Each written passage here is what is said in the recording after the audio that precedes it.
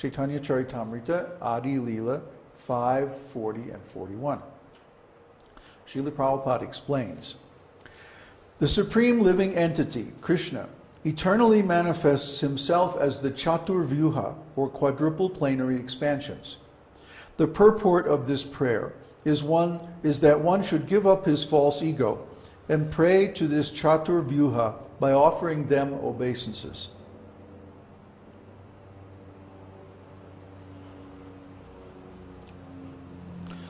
Although the absolute truth is one without a second, the absolute truth displays his unlimited pastimes and potencies by expanding himself in innumerable planary forms, of which the Chaturvyuha is the principal expansion. The original being is Vasudeva, the personality of Godhead. When Godhead manifests his primeval energies and opulences, he is called Sankarshan. Pradyumna is the basis of the Vishnu expansion, who is the soul of the entire universe. And Aniruddha is the basis of the personal manifestation of Vishnu as the supersoul in every living entity. Among the 4 planary expansions mentioned here, the original expansion is Balaram, and the other 3 are considered to be particular manifestations of him. Srimad Bhagavatam 11, 5, 29, and 30. These forms are termed planary expansions. Plenary means full in all respects. A plenary session of the legislature, meaning a full session of the legislature. A diplomat with plenary powers means like an ambassador who has all powers to negotiate or sign treaties on behalf of a government and so forth. Because although Krishna is the original source, they are all supreme and unlimited in transcendental opulence and potency. And here's another quote. The expansions of different forms of the Lord, as from Krishna to Baladev to Sankarshan, from Sankarshan to Vasudeva, from Vasudeva to Aniruddha, from Aniruddha to Pradyumna, and then again to the second Sankarshan, and from him to the Narayan Purusha avatars, and innumerable other forms, which are compared to the constant flowing of the uncountable waves of a river, are all one and the same. They are like lamps of equal power, which kindle from one lamp to another. That is the transcendental potency of the Lord.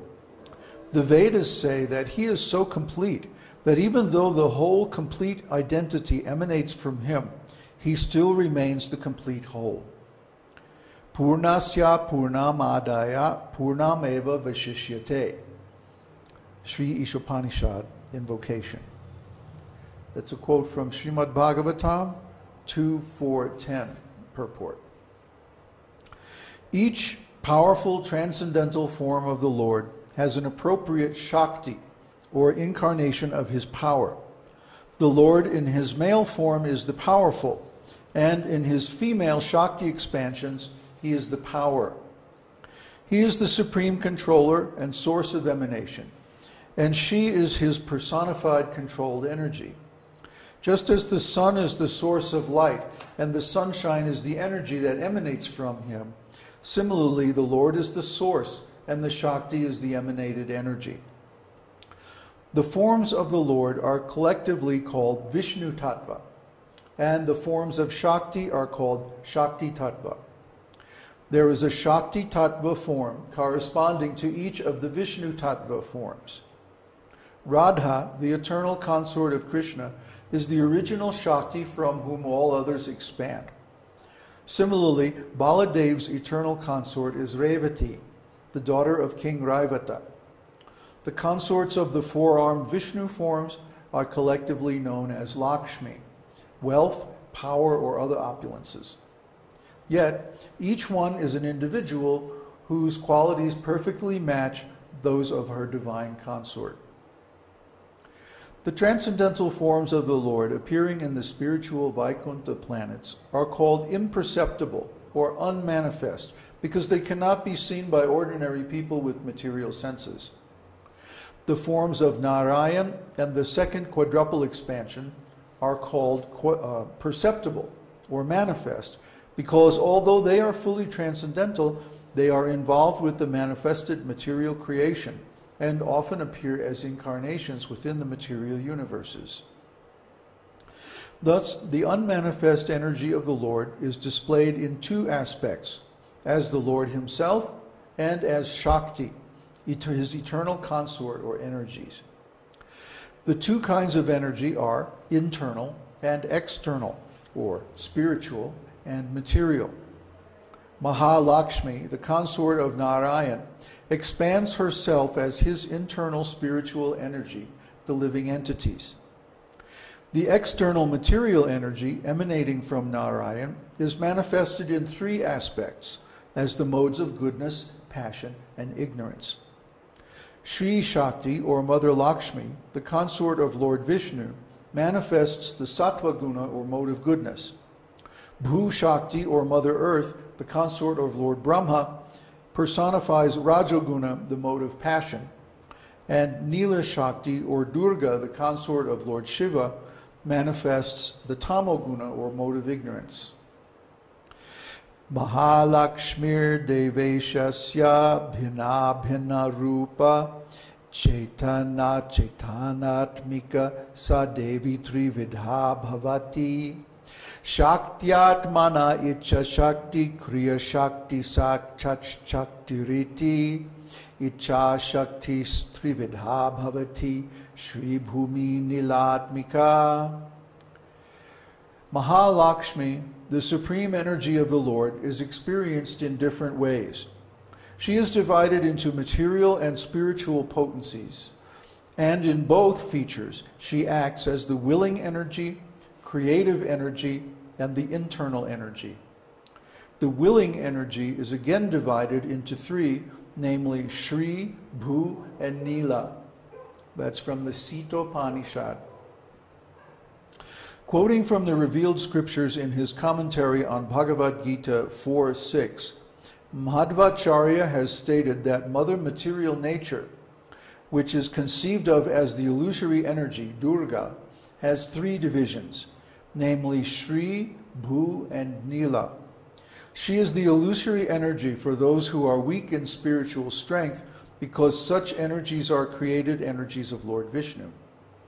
Although each energy has no direct relationship with the unlimited, they are subordinate to the Lord because the Lord is the master of all energies. In his Bhagavat Sandarbha, part 23, texts 8 and 9, Srila Jiva Goswami Prabhu states, the Padma Purana refers to the eternally auspicious abode of Godhead, which is full in all opulences, including the energies Shri, Bhu, and Nila. The Mahasanghita, which discusses the transcendental name and form of Godhead, also mentions Durga as the potency of the supersoul in relationship with the materially conditioned living entities. The internal potency acts in relation with his personal affairs, and the material potency manifests the three modes. Quoting elsewhere from revealed scriptures, he states that Shri is the energy of Godhead that maintains the cosmic manifestation. Bhu is the energy that creates the cosmic manifestation. And Nila, Durga, is the energy that destroys the creation. All these energies act in relation with the living beings, and thus they are together called Jiva Maya. It is not difficult to realize this complex arrangement of expansions and qualities if we take submissive shelter of the grace of the Lord by his holy names. Here is a Gayatri mantra for realizing this intricate transcendental subject matter. Om Namo Bhagavate Tubhyam Vasudevaya Dhimahi Pradyumnayarudhaya Namasankarshanaya Cha. Translation. Let us all chant the glories of Vasudeva along with his plenary expansions Pradyumna, Aniruddha, and Sankarshan. This is from Srimad Bhagavatam 1.5.37. This is my commentary on this 3-verse section. Actually 4-verse, 12, 13, 14, and 15 of BPHS. So, are there any questions on this? I'll be very surprised if there are no questions. The question is how often and when should we chant this Gayatri mantra? Anytime, all the time, whenever you can.